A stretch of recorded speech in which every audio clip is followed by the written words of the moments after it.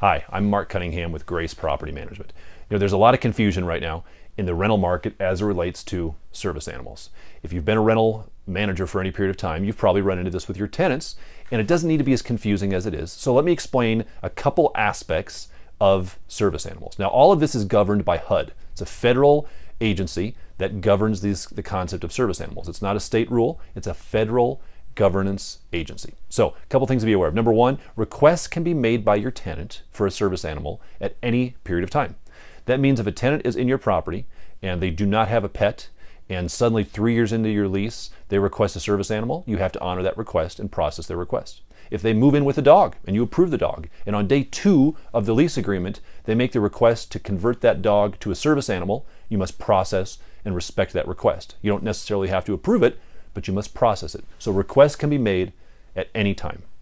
Number two, if the tenant does make that request for a service animal, it's a 3 criteria test that they must go through. And the 3 criteria test, very briefly, is this. Number one, there must in fact be a disability. Now the disability can be physical, it could be emotional, it could be mental, but there must be a disability, step number one.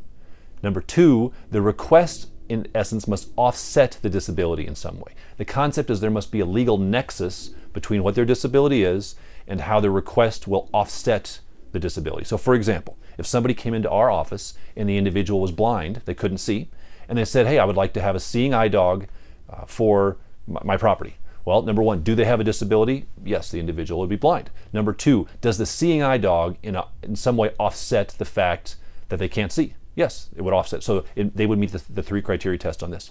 And this is the same thing for any reasonable accommodation or modification request. If somebody comes into our office and they're in a wheelchair and they say, I would like a wheelchair ramp because there's those 2 steps to the front door and I can't get over them. I want a wheelchair ramp. We put them through the 3 criteria test. Do they have a disability? Yes, they are in a wheelchair. Number two, will the installation of a wheelchair ramp offset the fact that they're in a wheelchair and they can't get in? Yes, so they would meet that 2 criteria test thus far. Now, test number 3 is the request must be reasonable. Now, what is reasonable?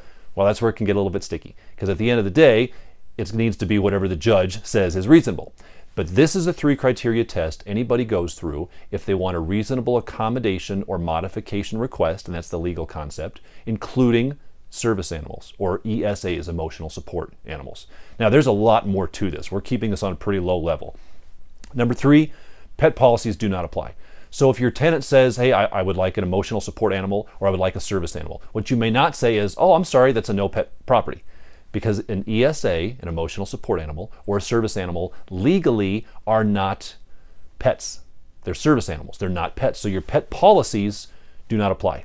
Number 4, the breed of the pet is also not relevant. So that means what you cannot say is, well, gosh, I'd love to approve your service animal, but it's a pit bull, and so therefore I will not approve it. HUD has specific guidance that says the breed of the pet may not be taken into consideration as it relates to the approval or declining the pet. So it's not breed specific. Number 5, there's no additional fees or deposits. So you can't say, that's fine, go ahead and bring in your emotional support animal, but we're going to charge an extra $500 deposit. You can't do that. No changes in fees, no changes in terms, no changes in deposits for the use of a service animal.